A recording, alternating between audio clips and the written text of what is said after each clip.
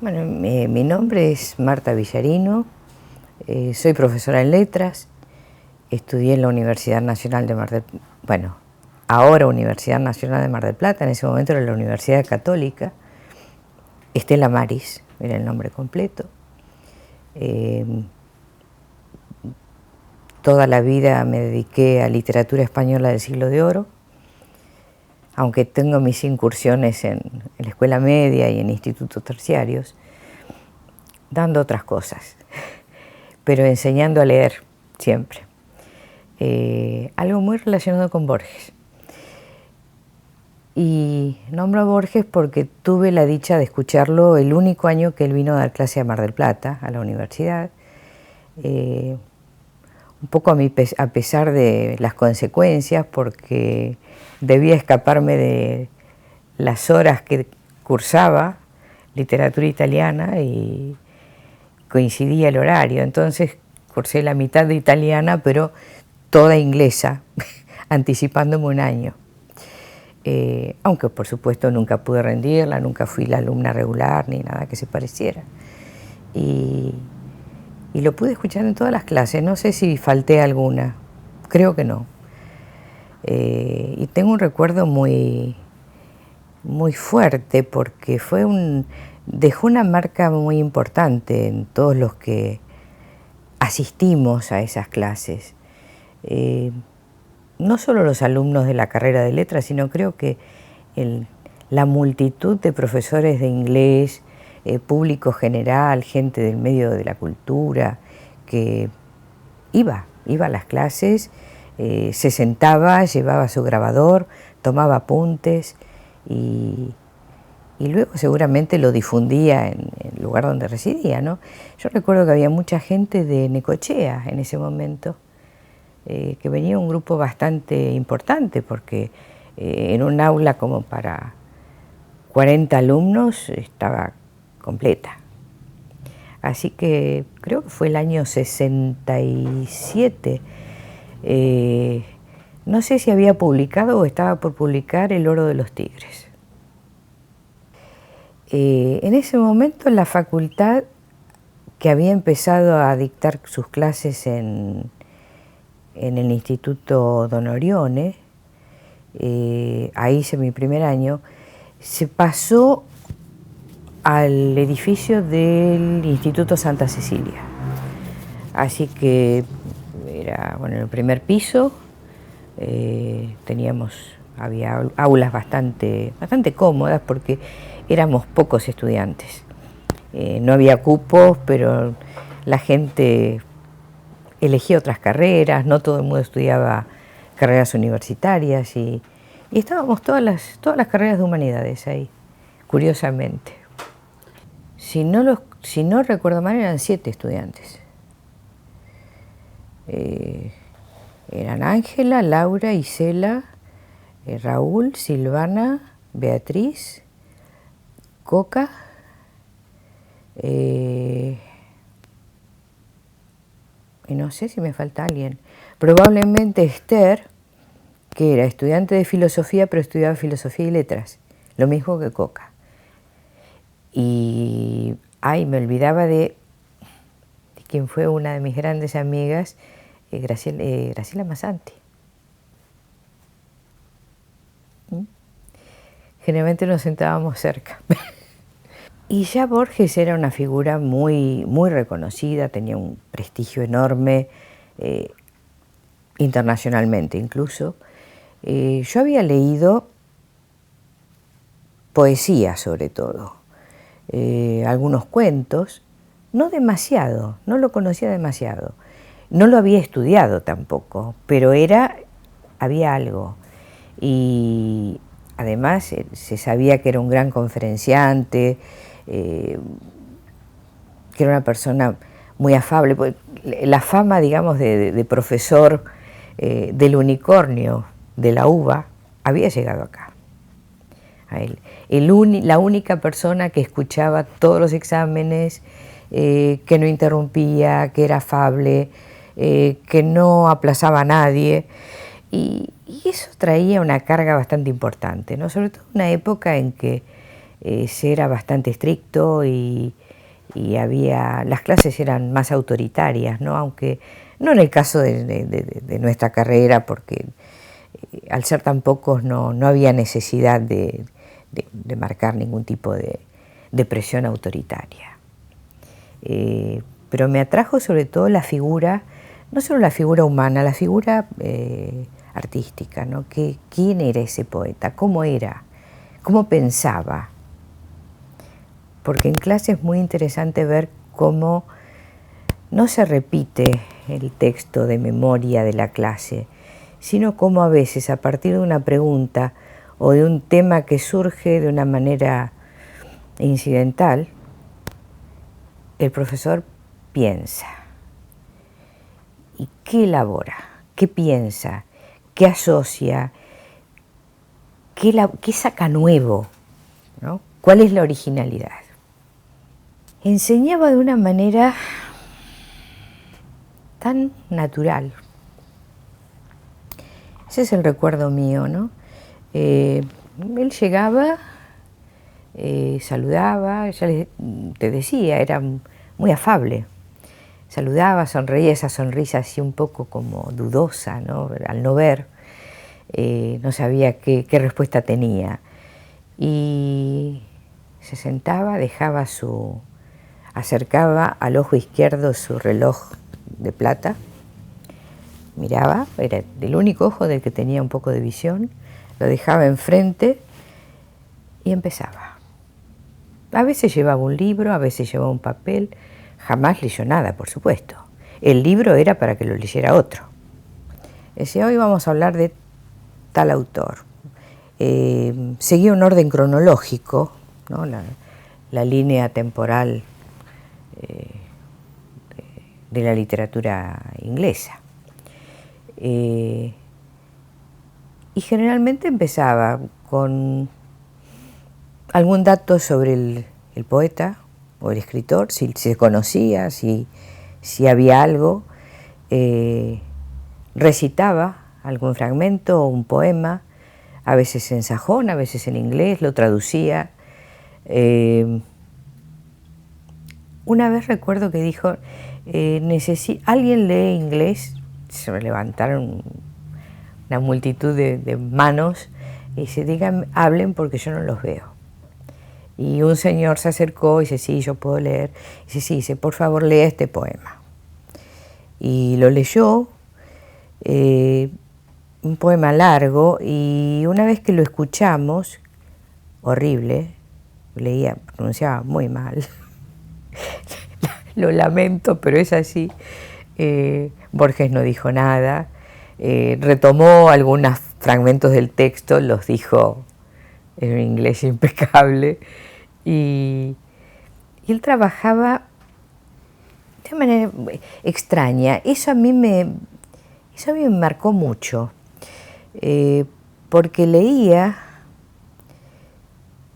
y a veces se detenía en descripciones del texto, qué es lo que estábamos viendo, por qué se había utilizado tal palabra, tal otra, qué valor tenía, a veces qué términos eran los que utilizaba el poeta. Es decir, trabajaba a veces el contenido, a veces la forma. Voy a usar la dicotomía antigua, ¿no? Pero iba a la profundidad del pensamiento en el texto y a la vez iba a qué tenía de rítmico, de poético, por qué ese poema era importante, y hacía pensar, hacía reflexionar, porque nos hacía ver cosas que en una lectura general, sobre todo cuando se lee traducción, es muy difícil de detectar.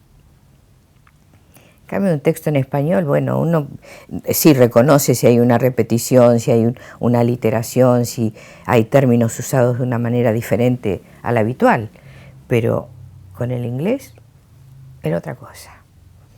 Y todas sus clases eran así, eran muy metódicas, hablaba hasta determinado momento, no sé, yo eso no recuerdo, si lo iba a buscar el rector, que era muy amigo, el doctor García Santillán, o si él mismo tenía un reloj interno que decía, bueno, hasta acá puedo hablar y salía, salíamos todos, se tomaba su cafecito, era una pausa muy breve. Y volvía muy afable como siempre, continuaba y seguía un rato más. Y una hora antes él pedía que se le avisara el horario, porque era el momento en que había anunciado ya desde la primera clase que era una hora dedicada solamente a sus estudiantes.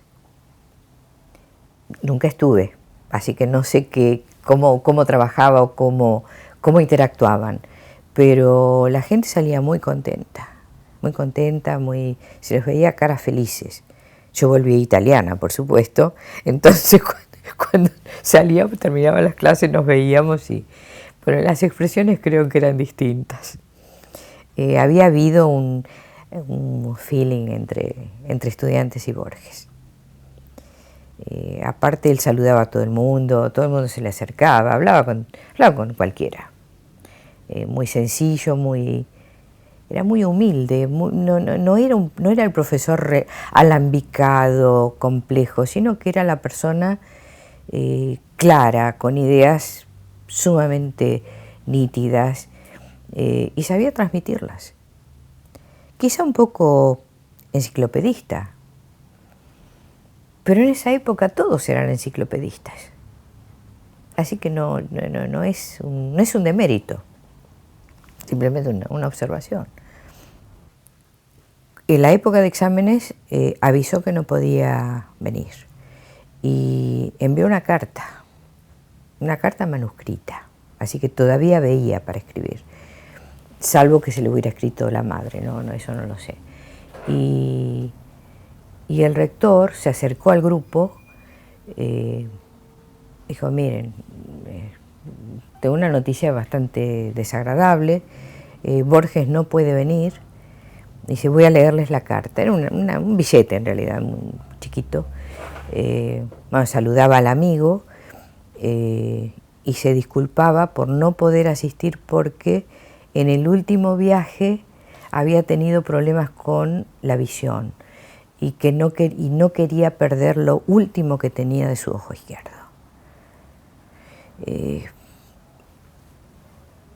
A mí me despedazó eso, porque realmente por un viaje, por una conferencia, por una actividad seguramente en la que él no quiso faltar, no pudo faltar, viera comprometida su vista. Yo creo que de todos los sentidos, todos los sentidos son importantes, ¿no? Pero para alguien que trabaja con libros, con escritura, que tiene que estar en contacto con la gente y transmitir algo, la vista es primordial. Está bien, él tenía una memoria fabulosa y un poema, un soneto, se puede crear en la mente y se puede ir haciendo trabajar la memoria por el ritmo, por la musicalidad, lo que fuere, y el soneto sale y se dicta o se graba. Un poema más largo pero el poema es más fácil. Pero ¿qué pasa con un cuento? Está bien que los cuentos de Borges en su mayoría son cuentos breves, pero la memoria no es lo mismo. El pulido de un texto necesita volver, refrescar, cambiar, y eso ya es más difícil. Y a mí realmente me dio muchísima pena. Y a partir de allí, él comenzó en las entrevistas que le hicieron, le preguntaban sobre cómo estaba su vista y demás, y él decía, veo luz, veo como una niebla azul, pero distingo muy bien el amarillo.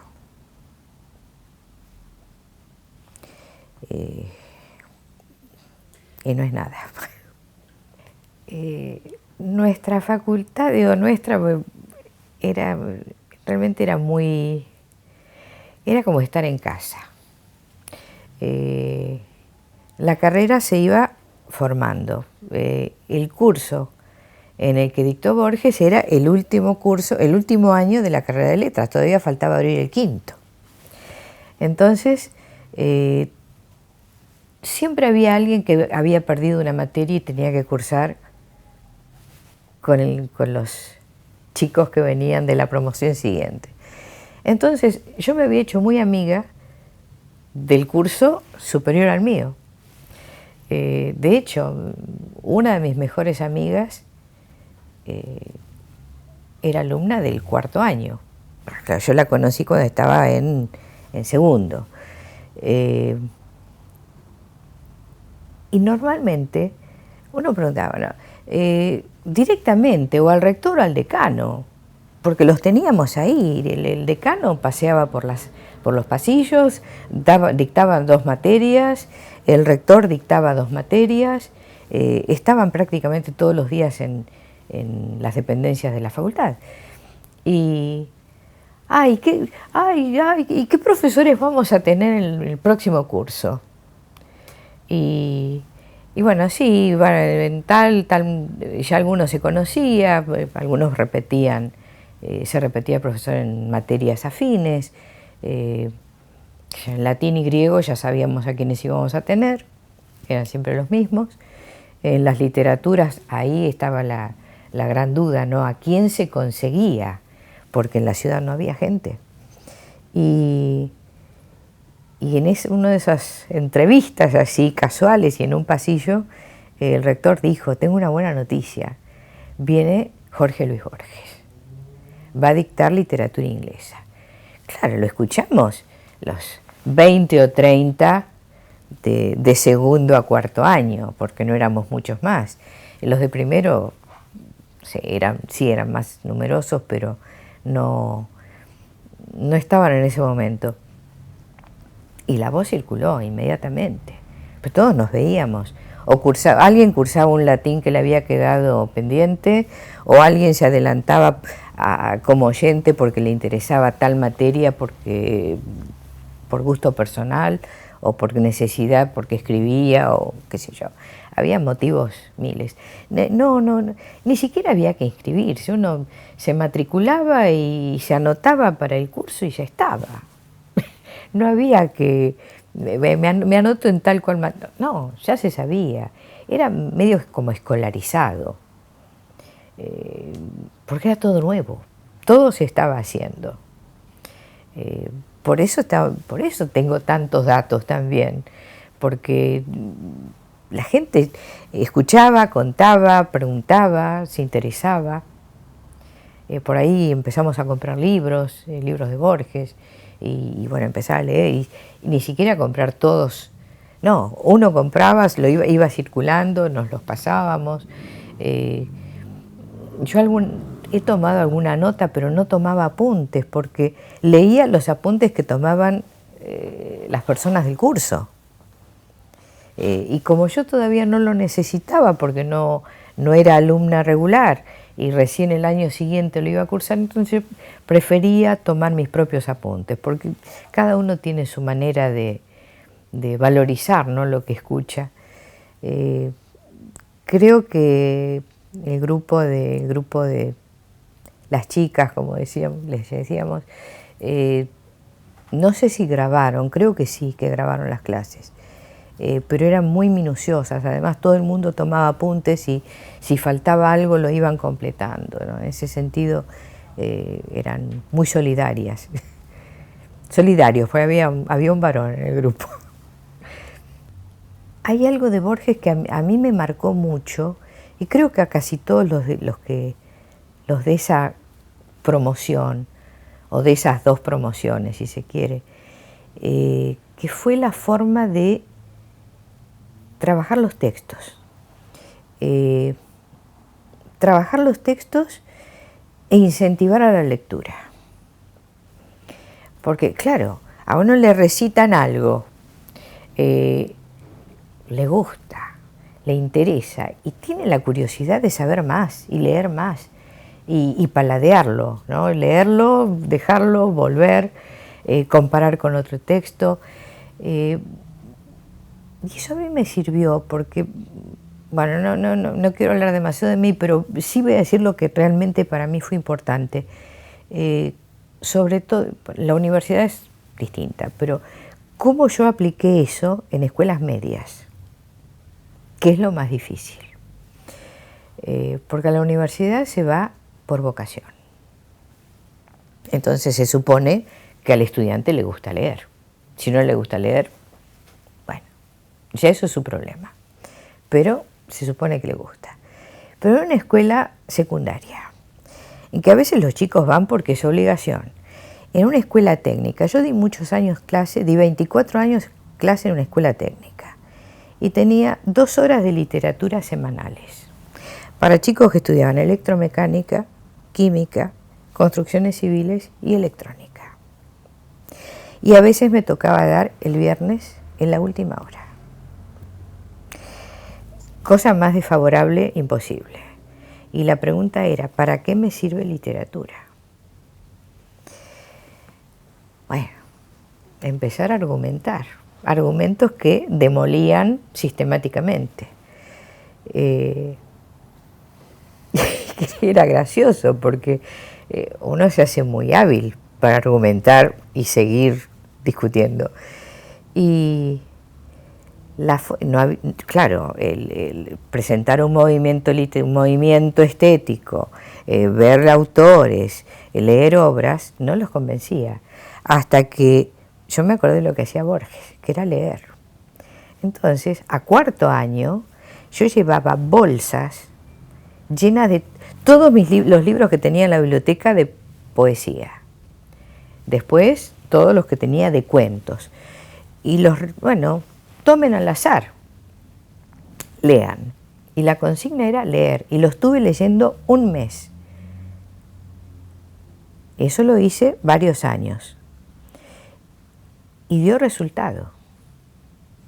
Porque cuando me encuentro con exalumnos me dicen que siguen leyendo. Algunos son escritores. Ninguno estudió letras. Curiosamente, ninguno estudió letras.